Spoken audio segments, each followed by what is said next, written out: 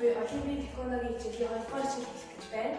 За та бүхэн өмнөх бичлэгүүдээ сайн давтан үзээд хөтөлбөрүүдээ дахин тогтоон бие даалгавар хийгээрэй. Өнөөдрийн хичээлээр би та бүхэн технологийн үндсэн 3 хамгаалалт ба 4 үндсэн үйлчлэгийг зааж өгнө.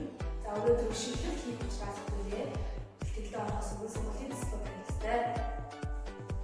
За сонголтын эхний төсөл нь 2 өдөр угшаажингээ 2 өдрөөний хөлөг доошоо тонгоож өгнө. За тонгоох үедээ толгоо хөлнөө төлөх биш цээжээр хөлн болохыг хичээнэ.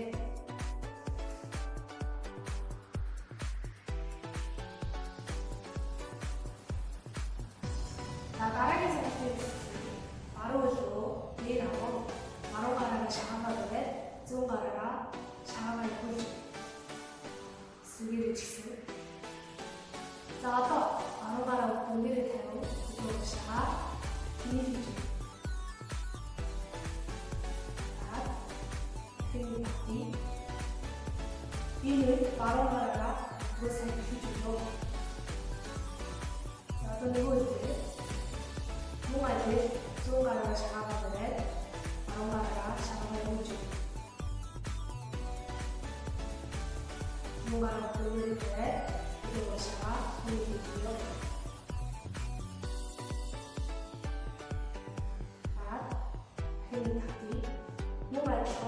зүүн гараараа өдөө сайн дагстай.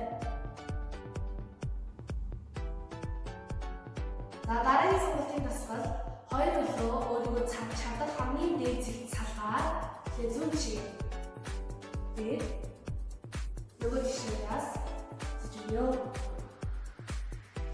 Одоо угшаа эсэмбад үгүй.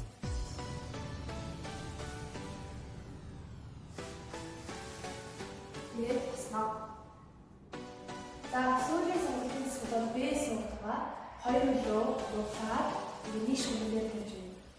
Тэгээд ихээр 2 гарыг даваад бодлого хийгээд эсэмбад аваад шагаас мууж өгөө. Өөртөө чадах хамгийн өөрчлөлт хийгээ. Одоо шаас хийгээ.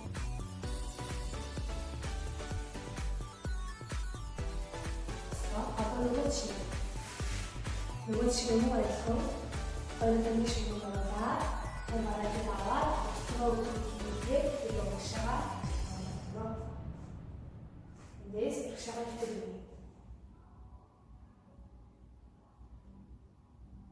За ингээд бүгдээрээ бие халаалт болон сонголтын сэтлийг хийсэн учраас руу орох бэлэн боллоо. Эхлээд бид 3 хамгаалтыг сурах хэрэгтэй байгаа. Тэквондо гэдэг спорт бол бие хамгаалах спорт гэдгээр маш олон техник хөдөлгөөнүүд байдаг. Өнөөдөр бидний зөвхөн 3 үндсэн хөдөлгөөнүүдийг сонгоно. Бидний сурах 3 хамгаалтын хий хамгаалт нь аремат гэсэн хамгаалт байгаа. Аремат гэдэг хамгаалт нь биеийн доод хэсгийг хамгаалах гэсэн утгатай буюу одоо энэ оюуны хэсэг ялангуяа энэ хэсгийг хамгаалж байгаа хамгаалт байна. Нөгөө хүнийг өөдөөс нь шүхэд гараа дээрээсээ доош тулан хөлийг зохиж хамгаалж өгдөг ийм хамгаалт байна. Арематын хийхээр жишээгээр үзүүлье.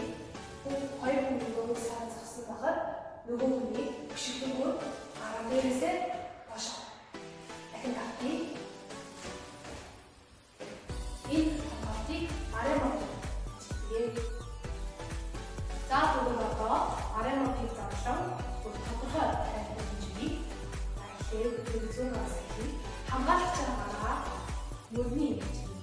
Тэгээ яг мөрдөө биш байна. Тэгээд нөгөө баг гэхээр хийж өгнө. Энэ нь арематны бэлдэх байдал. Эндээс хамгаалагчаа баруун гараа. Одоо энэ бэлдсэн байгаа энэ гарыг ташаагаа татан зүүн гараа хашаа болно. Одоо ивэл за уртлаас харуулъя. нөгөө гараас харуулъя. За энэ шууд хийвэл ийм хамгаалт болно. За дараагийн сонголт хамгаалт бол мөнтөн мат гэсэн хамгаалт байгаа. Энэ нь зээжний хэсгийг хамгаалах гэсэн утгатай. Гараа хойгоос угшаа гарч ирж нөгөө нэг өөдөөс зээж рүүсэн цохог үйд чинь ингээд гараа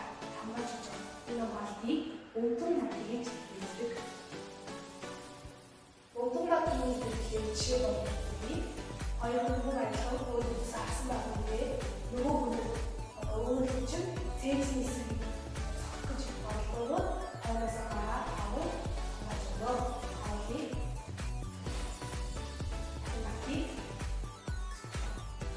ингэж угааж байгаа мөнгөн макийг гэж байна. За одоо тэгвэл энэ мөнгөн макийг заалан ажиллая. За тэгэхээр хамгаалагч гараа хойно яг энэ тэгшгэн биш. Эндээс хоош хатдаг. Энэ гарны өндөр чихний өндөртэй адилхан байна. Мөн гараа хитрхи өнгөхгүй баг зэрэг салгаж өгнө. За нөгөө гараа биенийхээ урд барьж өгнө. Хамгаалах үедээ энэ урд гараагарыг ташаар гаргадаг. Хоёр гараагарыг өгшөөрчаа хагас нугасан байдлаар очиж өгнө. Энэ үед гараа хитрхи гадагшлуулж өгөхгүй, хитрхи бие рүүгээ явуулахгүй яг энэ биеийн очиж бастах нэ. Эндээс нөгөө энэ хурдыг энэ хамгаалтыг мөнгөн макийг гэж хэлдэг. За одоо хамгийн сүүлийн хамгаалт руу 얼굴 макийг хэлсэн. 얼굴 макийг хамгаална. толгой хэсгийг хамгаална. доороосоо энэ байдлаас ийж гарч ирнэ. Энэ доор гараараа гаргаж өгсөн юм. За ингээд 얼굴 макийн хэрэглээ жишээ болгох юм. Эндээс нөгөө хүч энэ чинь толгойроо чигээр араа доорс нь ийш хамгаалж өгнө.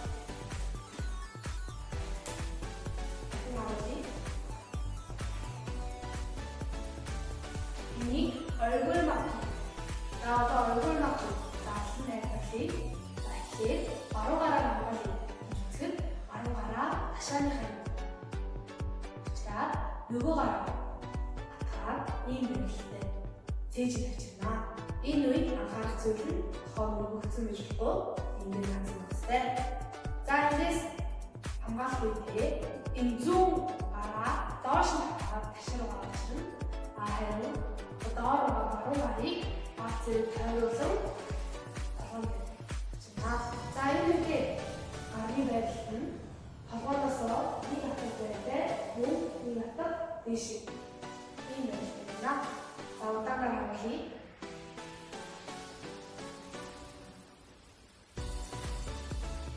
энэ бүхий ивэл энэ хатыг 얼굴 막기. За ингээд гурван хамгаалалтаас гэсэн чинь одоо шилэн рүү орцгоё. За шилтийг хийхдээ бид нар шилтийн байдлыг бастай. Одоос тэр байдлыг команд хийж өгье. Тэгэхээр тэр өөрөөсөө чигээ чараа буюу багын байна. Яг за дараах нь бэлдэх байдал буюу 준비. 준비. 1 2 3 4 5 이는 5-6 분경. 자, 어떤 인데스 발차기 준비 гэсэн команд гарч ирнэ. 발차기 гэдэг нь өөрөө өшөглөх гэдэг утгатай. 준비 гэдэг бэлдэх байдал. Тэгээд өшөглөлтөндөө бэлдэх байдал гэсэндээ 발차기 준비 гэсэн команд өгсөн гэдэг аран уу хоошигтон хоёр гараасаа хоёрлоо баг зэрэг салхастай өгөө чамгасан байна. Ийм байдлаар байна. 자, 이도중에 хамгийн ихэнд сурах шүлэг бол 앞차 올리기 гэсэн шүлэг байгаа. Энэ нь огт өгөхөөр өгөхгүй мөн категорич шүлэг хамгийн энгийн шүлэгтэй. За, шүлгийг харуулъя. За, энэ нь харах зүйл доотлог үлийг шүлэг мэдээ баг зэрэг өгүүлж өгнө. Мөн доотлог үлийг нуглахгүй байна. Ийм хоёр харах зүйлстэй лээ. хоёроо шилхий. 하나, 둘, 굴려서서 요거에 따라서 시키. 하나, 둘, 자 나란히 서고 시키. 앞차기 시키다가 있는 앞에 자기가 살려고 또 놓다 시키. 근데 또 이렇게 오른 약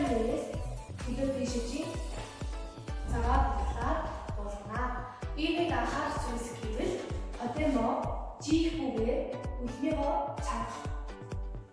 За үзүүлье. На а 둘 а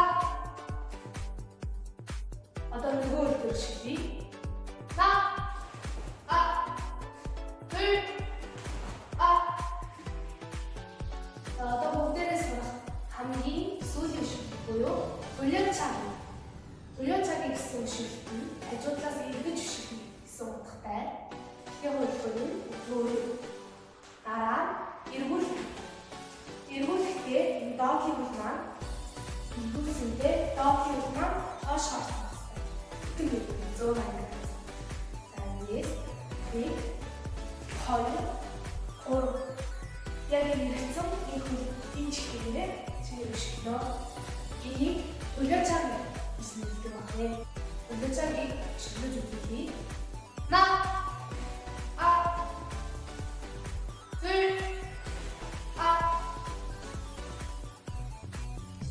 нөгөө үгээр мөн ажил үзүүлье. На а 둘 а за ингээд өнөөдөр бидний сурах хэрэгтэй байсан 3 үндсэн хамгаалалт ба үндсэн чиглэлийг сурчлаа. Эдгээр засваруудыг гэртээ сайн татан эзэмшээрэй. Дараагийн хэлээр уулзцай. Баяртай.